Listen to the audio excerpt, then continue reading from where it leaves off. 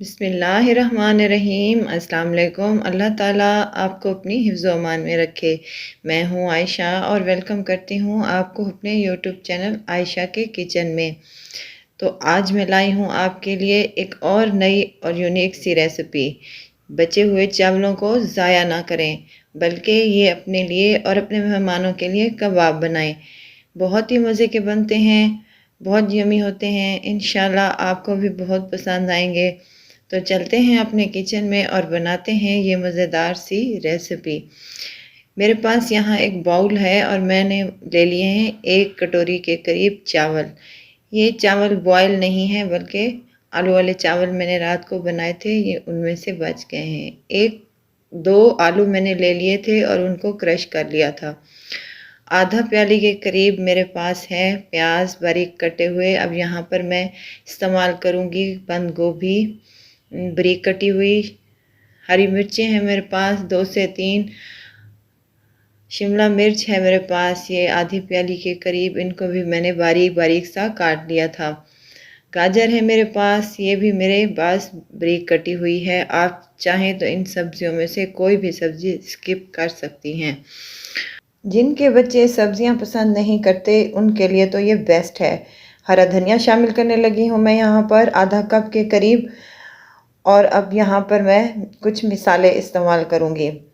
सफ़ेद ज़ीरा है मेरे पास कूटा हुआ, आधा चम्मच के करीब इसमें शामिल कर दें। पिसा हुआ खुश्क धनिया है मेरे पास यहाँ पर 1 चम्मच के करीब, वो भी इसमें शामिल कर दें। मेरे पास उबले हुए चावल नहीं थे, उबले हुए चावल हों तो आप इसमें मिसालों की क्वांटिटी कम या ज़्यादा कर सकती हैं। लाल मिर्च का पाउडर है मेरे पास 1 चम्मच के करीब, वो भी इसमें शामिल कर दें। अजवाइन है ये मेरे पास 1/4 चम्मच, वो भी इसमें शामिल कर दें। चम्मच का चौथा हिस्सा। नमक है यहाँ मैं इस्तेमाल कर रही हूँ आधा चम्मच के करीब। आप अपने टेस्ट के मुताबिक कम या ज़्यादा कर सकती हैं। उबले हुए चावलों में मिसाला नहीं होता, इसलिए मैं आपको क्लियर कर दूँ। बाइंडिंग के लिए मैं यहाँ पर इस्तेमाल कर रही हूँ 1 चम्मच कॉर्नफ्लोर। बस ये तमाम मिसाले हमारे इसमें शामिल हो चुके हैं। अब हम इनको हाथ की मदद से अच्छी तरह से मिक्स कर लेंगे, ताकि हमारे चावल और आलू और सब्जियाँ अच्छे से मिक्स हो जाएं। तमाम मिक्सचर को हम अच्छी तरह से हाथों की मदद से दबा दबा कर मिक्स कर लेंगे। हमने तमाम मिक्सचर को अच्छी तरह से मिक्स कर लिया है और ये बहुत ही खूबसूरत और यमी लग रहा है माशाल्लाह से। चलें जी, अब इसकी टिक्कियाँ तैयार कर लेते हैं। अगर आपको मेरी वीडियो अच्छी लग रही है तो लाइक और सब्सक्राइब करना मत भूलिएगा। साथ में बेल के आइकन को भी ज़रूर प्रेस कर दिया करें। फैमिली और फ्रेंड में भी लाजमी शेयर किया करें। मिक्सचर हमारा रेडी है, साइड पे कर लेंगे। अब हाथों पर हम थोड़ा सा ऑयल लगा लेंगे, ताकि हमारा मिक्सचर चिपके नहीं हमारे हाथों में। 2 से 3 चम्मच के करीब मैं इसका मिक्सचर उठाऊंगी और हाथों की मदद से शामी की जैसे टिक्कियाँ बनाते हैं वैसे टिक्कियाँ बनाते जाएंगे। माशाल्लाह से हमारी बहुत ही प्यारी सी एक टिक्की तैयार हो चुकी है। कलरफुल, ज़बरदस्त और ग़िज़ाइयत से भरपूर सब्जियां हैं इसमें। बच्चे तो बहुत शौक़ से ही खाएंगे इंशाल्लाह। ज़रूर ट्राई कीजिएगा आप। दूसरी टिक्की बनाने का आपको तरीका मैं बता रही हूँ। 2 चम्मच के करीब मिक्सचर को उठाना है और हाथों की मदद से इसको अच्छे तरीके से प्रेस करते हुए शामी के जैसे टिक्कियाँ बना लें। माशाल्लाह से हमारी दूसरी टिक्की भी रेडी है। इसी तरह मैं सारी टिक्कियाँ रेडी कर लूँगी। बहुत ही खूबसूरत लग रही हैं, देखने में भी और खाने में भी बहुत ही ज़बरदस्त होंगी इंशाल्लाह। तो चलें इसको अब हम फ्राई करते हैं। यहाँ पर हमने ले लेना है एक पैन और उसमें 2 चम्मच के करीब ऑयल शामिल कर लेंगे।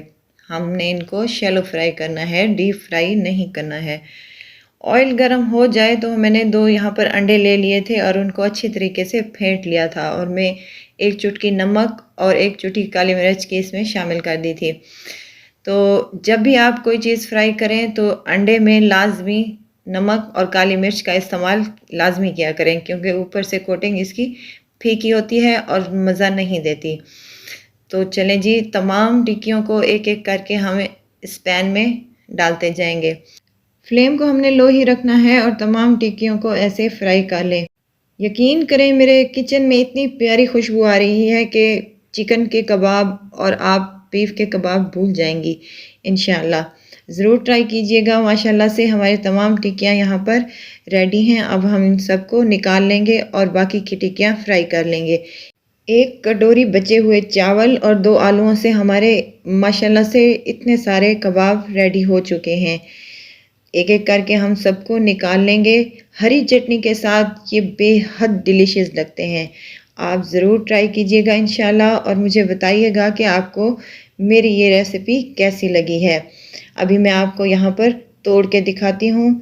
ये अंदर से भी बहुत ही मज़े के लग रहे हैं क्योंकि सब्जियाँ हमने यहाँ पर डाली थी माशाल्लाह से बहुत ही कलरफुल हैं और बच्चों की तो ये पसंदीदा हैं।